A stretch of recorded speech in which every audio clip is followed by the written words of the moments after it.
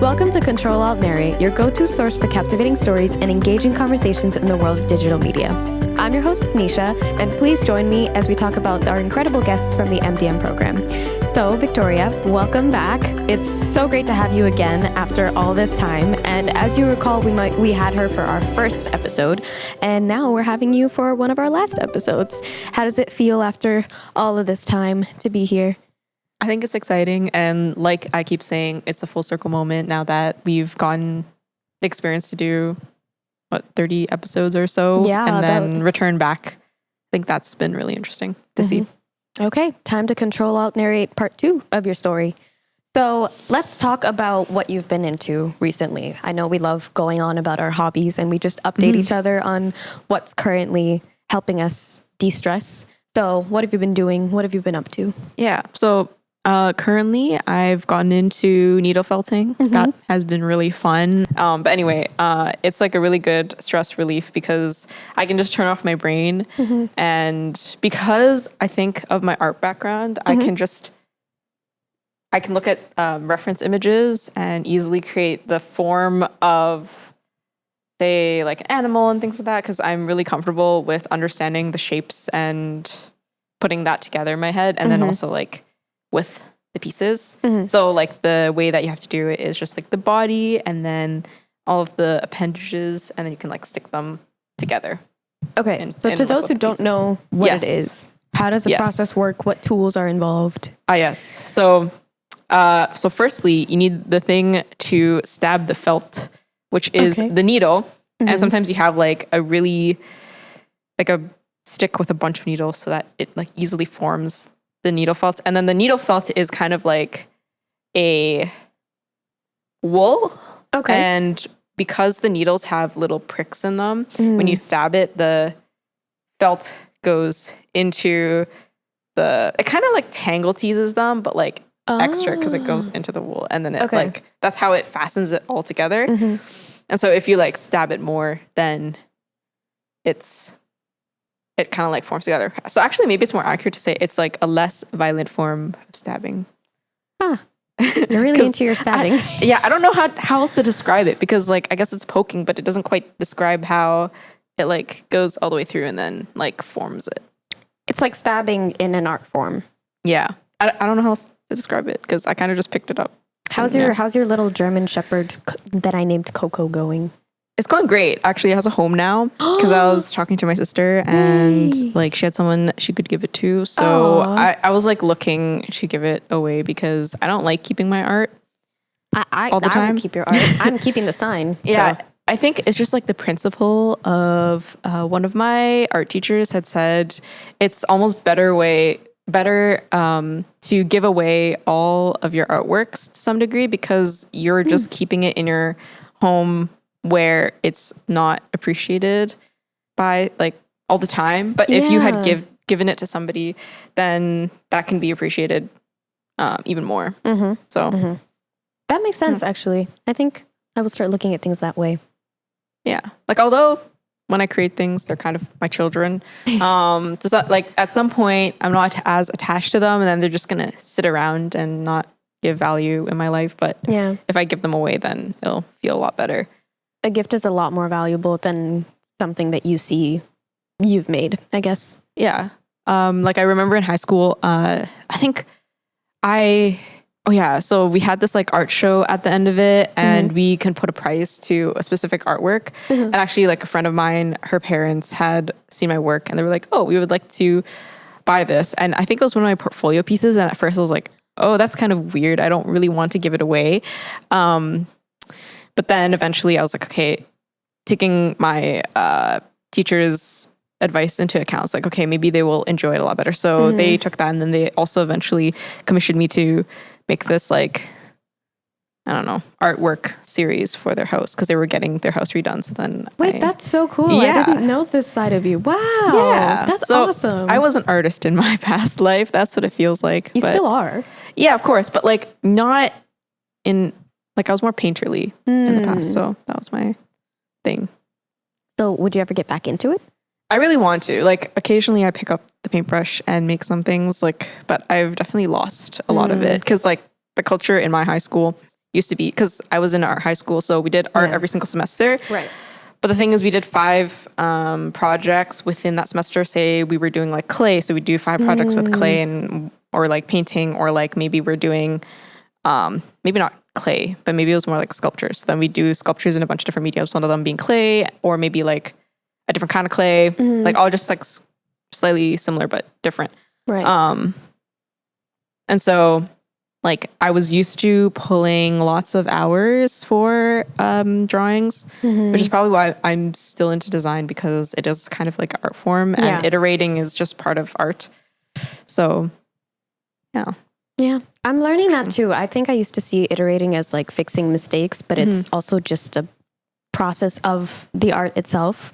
There's also, I think my favorite author was quoting someone else, but he said like art is never unfinished, it's just abandoned. And I think that's such a beautiful way to look at it, because you could keep going on and on and on if you wanted to, but we choose when to stop, and then it's abandoned. It's not finished, which is cool. Like I like to think of it that way, because then it's like there's always improvement, and there's no final failure mistake titled to it, which I heard that recently, and I thought that might be nice to share.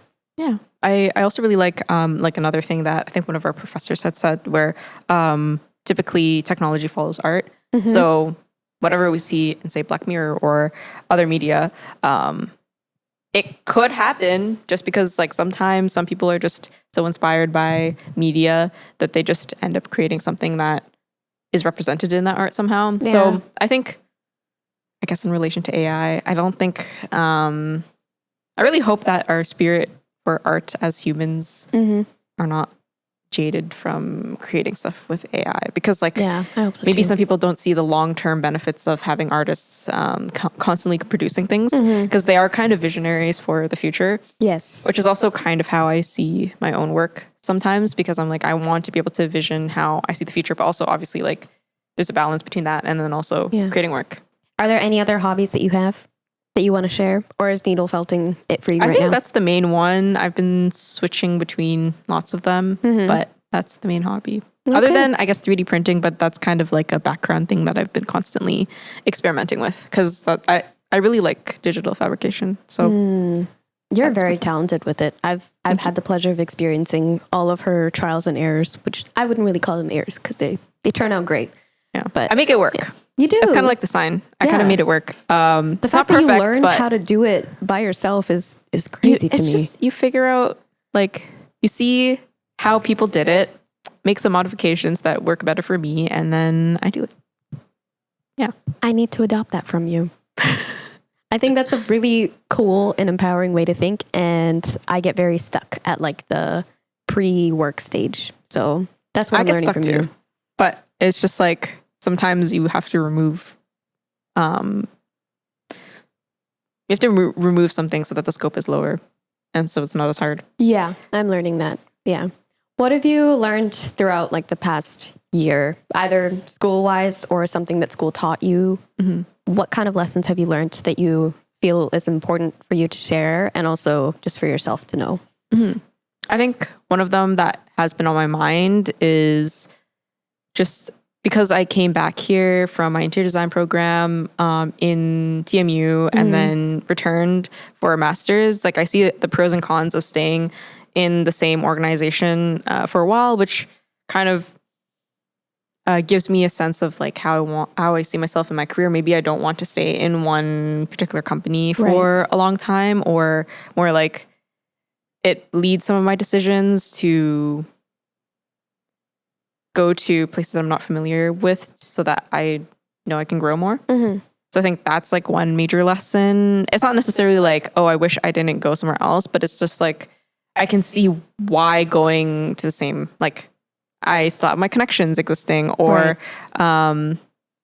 maybe I wanted to learn something that's like a different perspective that I think I would have learned, say, if I went, I don't know, to Europe or something, if I broadened my horizons.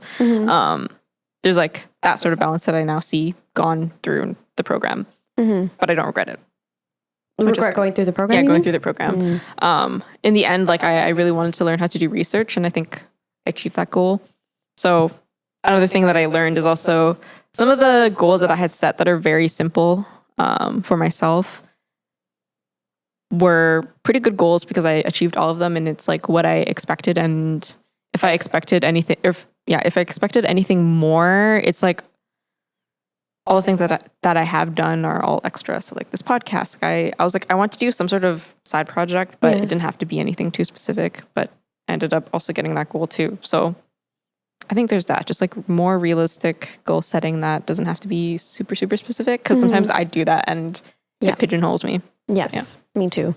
Did you learn anything specific about yourself during this whole process? Because I know that one, you're more confident in the work that you put out, because even when we have our like productivity calls, you're like, okay, I know I've got the concept right. I just need to restructure it in my head and I need more confidence in it. But you are set on like what you're coming up with. Like you're very proud of the concept that you've come up with. So what have you learned about yourself in terms of productivity and also just personal goals? Yeah, I think I know that I can easily, like I have a pretty good intuition of what I think certain things have to be. Like if I give myself a day or two, like I know if I have a problem, I will be able to solve it. Like I already know what the next steps are. Like if I say, I just remember when I was doing my MRP coaching, that I was like, I have this issue. I'm having, like I needed next steps, but I kind of had that already in mind. Like I know that that's just something that is just me. Yeah. So I already know the next steps and I just have to do that. And then also, I think now that in the master's, it's a lot more structured or non-structured. Yeah. So you have to do a lot more of your own time management. I think I also learned more about how I react to certain things and then how much time things take. But yeah, I think it's like a lot different than undergrad because I think because we had so many classes and things like that, that actually kept me going. Right. And I can also see how in master's it starts to get a little more difficult because you don't have all these classes all the time. And also you aren't with like the same people in certain classes and they're all doing different things versus similar things. So that means that if they are doing similar things, you can actually talk to them about certain things. But now you can't really do that. So it's a little bit isolating, but I've also been learning how I learn best through talking to other people. Yeah. I think it also tests like the people that you meet too, because you see like, oh, is this like a school acquaintanceship or is it like outside of that? Like, do you really support each other and encourage each other to grow? What are you most proud of yourself for? You need to name 3 things because I'm going to make this difficult for you. Okay, 3 things. You've come such a long way and I'd love for everyone else to see the growth that I've seen in you. Yeah, I think the first thing is definitely writing the paper. Like I've had so many people support me through that entire journey, like yourself, and then also creating the writing groups within our friend group, and then also doing my MRP coaching. Like I in the past have been afraid to ask for help, but now that I've just like fully committed to that, I think I'm really proud of that process overall. Yeah. The next thing is kind of like a future focused one. I think I'm proud of the process so far where I'm now trying to go back and like build my career. So now like just building that up, that entire process, I think I'm proud that I'm like trying to keep that up and I keep thinking about that and the next steps because I think that's really important. And sometimes that's in the background that people don't think about until it's too late.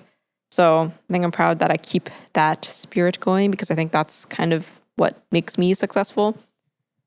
Third thing. You're doing great so far. Yeah, I'm thinking. Maybe not being afraid to learn things. Okay. I think in the past, like I would not have time just because of how many things were going on. But now that I've really slowed down, I guess that's also part of it. I've had the time to take time to learn things and fail and just have that whole process and overcome that. So I think that has been really nice. I will say, I think that's one of the many things that I've learned from you because I used to be I think my undergrad experience turned me off to learning. I didn't really enjoy it. But after meeting you and like growing with you, I've kind of been more like open-minded to learning new things, because you've shown me that there's a benefit to learning new things, and it doesn't always have to be things that you don't like. And you can always find something that you do like in things that you don't like. So I would just like to thank you for that, because I don't think I would be so improved and grown and confident in myself had I not had the opportunity or even someone to push me and be like, hey, learning is great. There's a lot of new things that you can learn. You don't have to limit yourself. So thank you. Of course. Yeah. I think this stems from my childhood fixation on productivity and just like listening to that. And honestly, self-help books. I know you don't read nonfiction, but if you're going to read any nonfiction, like you don't have to read a history book, but if you want to learn more about yourself, reading self-help is actually that's like the most consistent thing that I've been reading is typically self-help more than fiction, because I'm trying to be more present in life, and I feel like that helps a lot. So highly recommend that. I am reading Atomic Habits. Yeah. So that's a good start. I think that counts, but it's a very slow thing, because sometimes it calls me out too much and I'm like, whoa. Yeah. I'm going to go back to imaginary land. But I think you're right. It does help you learn more about yourself and also stay in the present, which I think is something that really is important to me. And also it helps me feel more confident about myself. I have a book recommendation. I think that's a great base book to start off with. Like I think the main critique about that book is that it kind of says the same thing over and over again. Yeah. But I think if you have just like pull one quote out of it, you want me to just say it? Because it's not really a spoiler, because it says like getting it, but it's like the 1% better every day. I was just about to say that. That's like probably your main takeaway. You probably don't need to read the entire thing. It's all like anecdotes. Yeah. So, based on that, I think Brené Brown is also a really good author. She has a book called, I think it's Gifts of Imperfection that I have, actually. Okay. I actually have a physical copy, so if you want the copy, I can give it to you. Okay. But it's at home, but I need to get it. But it just talks about imperfection and like exercises to release yourself from it and like adjust your thinking. So I think that is also a really good book. She also has a lot of different books, I think one about love, one about maybe, there's like a lot about relationships. She talks a lot about relationships. Interesting. So I like that particular author that I started reading. I think that could be really useful. Not the love one, the other one, the imperfection one, because my perfectionism has blossomed in this program, I think. I've been forced to confront it head on, I would say, because there's lots of quick deadlines in the program and you can't hand in everything at its 100%. And I've been forced to admit and accept that, which has been a slap in the face, but in a good way. It's more like, wake up. Yeah, so, I think related to that, I think failure is kind of like a cycle, because even in my design, like I was going through in first year, you're kind of able to do everything in 100%. Yeah. And then in second year, you kind of have to start picking and choosing. And then third and fourth year, that's when you've basically chosen, and there's to some degree, you don't have to care about certain things and let them go. Yeah. And looking back on that, I'm like, oh, I actually wasn't meant to fully invest myself into, say, one class, even though, or like one particular skill or whatever. And that feels a lot better to look back on, instead of me being like, oh my gosh, I did not complete this thing, I wish I had more time, whatever. Yeah. Like now I can look back and be like, oh yeah, that makes a lot of sense. I did invest my time wherever I could. And that's just the speed of everything. So now that I'm like going into another degree, it has a new set of tasks and things that I'm not used to. Going into that cycle again, being like, oh, this is how this needs to go. And then this is where like I can fail or like not make the deadline properly, and try to remember what I've learned and then try to take that into the next thing has been helpful. So I think it's a cycle. You constantly have to learn once you're in like a new space, and it's difficult. It is. It's really difficult. So speaking of difficulty, let's talk about some of your old expired struggles that you had near the beginning of the program. And then right now, what are your struggles that you're facing? That's a loaded question, so we can break it up. It is a loaded question. So previous struggles that you're not struggling with right now. I think my previous struggles is and probably like the biggest one was, how the heck do I write a research paper? Because I've never done anything that large in design school. You don't write papers. Nope. Although you could based on your designs. Right.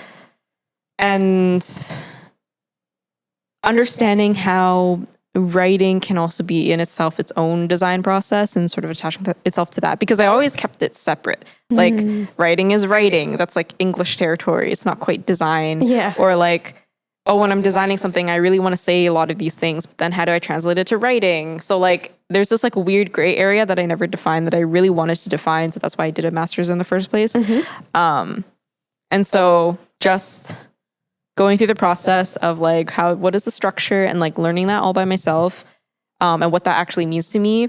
And I think that's the most important part, has been really rewarding, because now I see how the way that I think about my designs can translate into writing and talking about like how I see strategies or like how I learned something and summarizing it all instead of just like creating a design, because I was very used to learning about things, researching, and then translating it into a design, because that's a completely different language than just writing it into a research paper. Yeah. So I think learning that skill was really important to me, and I really hope that that can be taken into my career.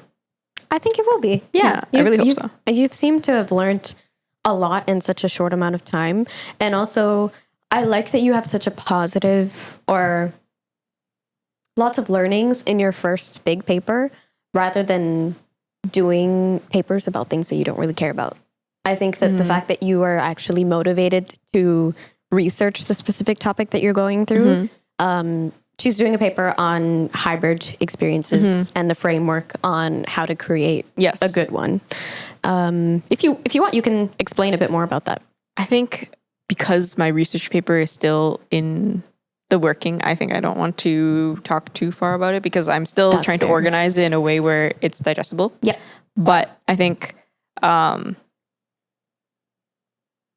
was I going with this? I was trying to relate it back to something else.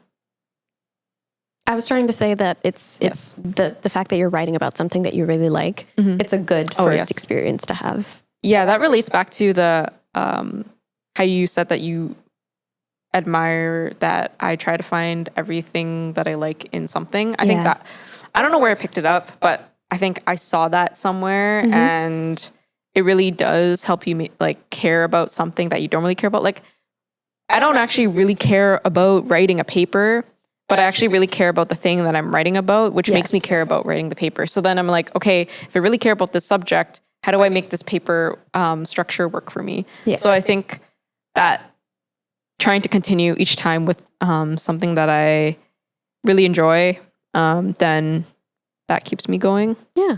I don't know if I made the point that I wanted to. But yeah, that's like one of the things I think related to what you were saying that I actually don't really like. But because I'm able to talk about the thing I like, then that's like the reason why I keep working at it. I think you've done a good job at writing the paper so far. Like out of the entire structure that you've shown me and the first parts of it that I read, I will one day read your 40 pages, but not today. That's okay. Honestly, I also have been struggling with being perfectionist about it, because I keep saying, oh, I need to make it perfect and then submit it to my supervisor. But I keep telling myself I don't have to. I can just like section out the parts that aren't actually complete yet. And I still need to do that. I'm so sorry. And I need to do that. And then that's how I can do that. Because that's where I'm like, I need to convert my brain into thinking that writing is also the design process where it can iterate too. Like it doesn't have to be perfect. Yeah. So I need to keep doing that. Because I think, I don't know, in high school, it gave me an unhealthy idea about work like that. Yeah. So I'm also the type of person that like wants to finish something that I don't like right away and never look back at it. Exactly. So to write a paper and then have to iterate it over and over and over again, not my favorite thing to do in the world, but it's something where I'm trying to turn it into a positive learning experience, to be like, well, look at what you wrote so far. Like, this is lots of knowledge that you've collected by yourself. On the next edit, wow, you improved this much. On the next edit, so then I can visually see, or like I have proof to my growth, which is something I think I need to work on giving myself, because I think one of the biggest lessons I'm trying to learn is just internal validation. And I know that you've helped me a lot with that too. So speaking of which, let's come back to your current struggles now. What are you currently facing? I mean, other than the paper, now it's like going into career. I've been having a lot of existential crises about where I'm going next. So, which is also fueling the fact that like that is also part of my personality of searching for the next thing every single time, which is a blessing and a curse. Yeah. So going back to the thing I was proud on, just like working on that in the background slowly but surely. I'm realizing, and I think about this often, where I'm like thankful for my past self, because I set a lot of things in motion and sort of planted them, and a lot of opportunities came by only because of the way that I was thinking in the past. And like obviously then in my past I got like the success, and then I just need to keep bringing that thought where I'm like, I need to work so that my future self can get that value. So I think just like struggling through that entire process just to make sure that I have worked enough so that my future self can thank me. I'm like in that stage where like I need to start doing some of those things that I don't particularly like right now, but it will benefit me in the future. And it, because of those things that take time to develop, like it's like a seed, so it needs time to grow, and it might not manifest in like a year or two.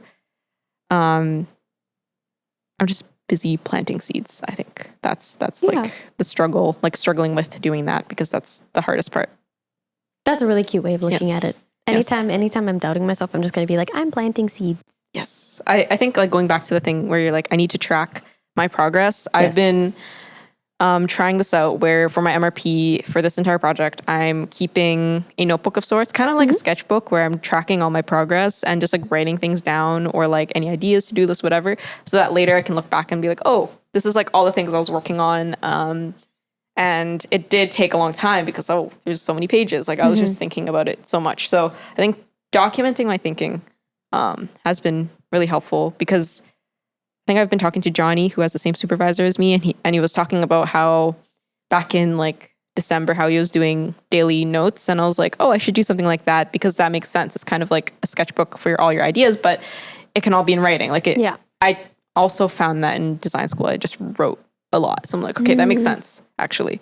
So I think doing that has been really helpful. So I highly recommend that if you have any projects. Like each project has a notebook, and you're just like writing things down, which sort of tracks your, just like really loosely, because sometimes if you make it too exact, it's a little too hard to keep up. But in that way, you can see your growth in a smaller way. I'll try that out. I think I like the idea of like journaling, keeping a diary. And for different projects, it'd be really cool, because I could, after like a really good project, I can go back and look at how it was, or how my past has gone. And then I think the key thing is we should always go back and be proud of the stuff we've accomplished, because it's really easy to be like, okay, now I've achieved this. Anyone can achieve this. It doesn't matter. Let's go achieve the next biggest thing. Exactly. And then keep going. I find that we can get stuck in that cycle.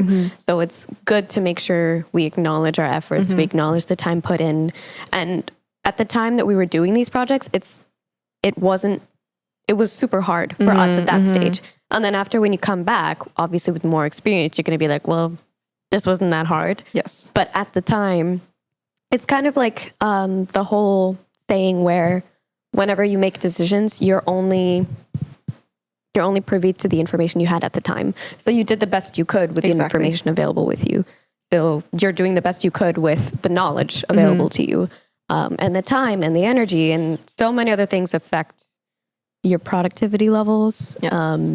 How are you with your burnout? Speaking of productivity. I think it's a lot better, because I've been getting back into needle felting, which is why. Yeah. But also, just to backtrack a little bit, this is where in design school, where like a lot of professors were like, you must document as much as possible, because you are going to regret it later when you're outside of the process, and you need to backtrack and do that, and it'll never be exactly how you want it. So even though it seems really silly, you're like, I just did this thing that took me 5 minutes. Why would I document it? there have been times where I've done design and did not track it in any sort of way. Like I had an idea, didn't write it down anywhere, and then it doesn't exist anymore in the world because I forgot about it or whatever. Right. So I think documentation is king, which is why I'm like, I'm going to go back into that writing as kind of like a sketchbook. Yeah. So highly recommend that. Yeah. And also making sure to reflect afterwards, because what I've been trying to do is reflect and see what I've learned between projects. So then not only can I track my own growth, but also I can tell people, this is what I overcame. These are the challenges that I've overcome. Yeah. So that they can understand who I am like a person. Not only good for interviews and stuff, but also just for myself, for like self-development. Yeah. So, yeah. You're a very grounded person naturally, and I can see where it's coming from. All of your discipline is so inspiring.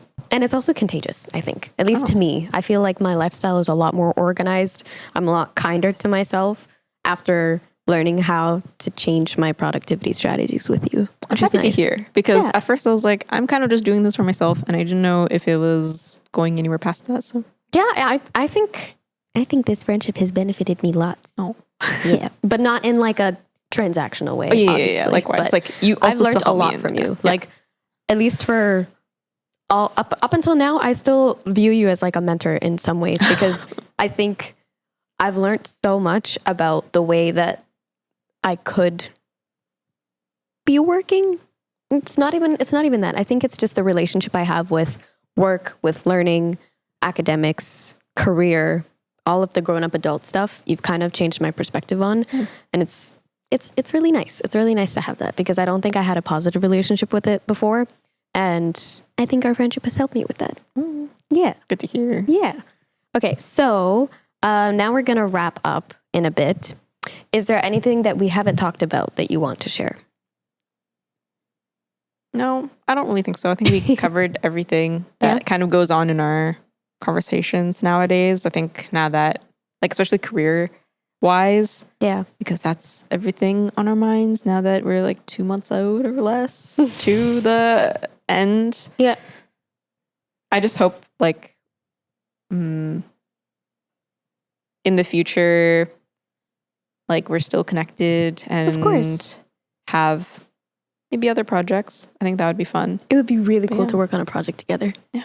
Future Sneesha and Victoria, this better be happening. You better be collabing on a project when you're seeing this. Yes. In it a could year take from now, time, whatever. but like, yeah. Eventually it'll happen. I'm marking it in, I'm saying it into existence right now. Speaking of the future, what is 3 goals too much for you to list? You could just list I kind of want to try focus on one goal. Like obviously, the other 2 are really obvious. Oh, the fact that you're prepared for everything. That's awesome. Not prepared. It just pops in my brain. There's 2 that are really obvious. Yeah. Graduate. Okay, and that finish my count. paper. That literally doesn't count. You're going to do that. Like you as a person. I know, but it's still like, I know that setting that goal might seem like, oh, it's not really worth anything because I'm going to do that. But I think it's worth setting just like to speak. Because like if I don't keep saying that that's a goal, I feel like I will lose sight of it. So that is a goal. That's fair. That's 2 of the 3. Yeah. Okay. 2 of the 3. Fine. Oh, 2 as in the paper and then graduating. Yes. Gotcha. Because those are 2 separate things. Okay. Because I guess like the graduating is like a little easier, but I guess it has like its own paperwork, whatever. Okay. Makes sense. Yes. One more. The last one, to get a job. Is the what? Is to get a job. Oh yeah. The dreaded goal that we all have. Again, that's all I can think about these days. I know. Although I should be only thinking about my MRP. That is also the only thing I can think about. And that's a little unfortunate, but that is who I am. And I accept that. Yeah. I think it's something that's inevitable, and it's something that is something that you used to see in the distance, and now it's like getting closer and closer and closer. And then it's time to get to work and get a job. Yeah. And we've extended and postponed it as much as possible, but we'll be successful. I know it. Yes. Especially you. I feel very ready now, because the initial thing was like, I wanted to delay when I went to work because of the skills that I wanted to have before going into it, because like I see myself somewhere and I want to get there. And so now that I'm really close to starting the first step, that's like all I can see now. Like I'm ready to take the first step now, because I've gone through this master's and now I feel ready. So honestly, that's probably the main thing I'm very happy about after gone through this year. So, Well, we all wish you the best of Thank luck. you. And we're so grateful for all your efforts in this podcast and also in general, because you've helped so much, especially with Industry Day called Luminance that's happening soon. I don't know when this episode is. Actually, it will come out second last, but okay. it will be great. It'll be a great day. Hopefully, exciting. it's been a great day now by the time that we're watching this and that it's released. But seriously, thank you so much for everything that you've done. We're all so grateful for you as a friend and also all the efforts that you put in. And the podcast wouldn't be the same without you. So thank you for being our second last guest. Of course. Thank you for having me again. Of course. It was fun. I felt like I owed it to you because you were, first of all, the first friend that I made in this program, which I'm so lucky to have made. And then also, you were the first episode, which is like very symbolic, I think, of a full circle moment. Yes. So I felt like we owed you a chance to come back and also be sentimental and also go through all of your struggles and your growth and give yourself a chance to be proud of yourself. So yeah. Thank you so much. Of course. This was fun. I'm glad. I hope that when we watch this in the future, we'll be really rich. And That's a great goal. Hopefully have pets and have our own place and it'll be great. We're manifesting it. Yes. To our audience, thank you so much for your time and support. Please tune in to our very last episode. We have a super special guest coming on.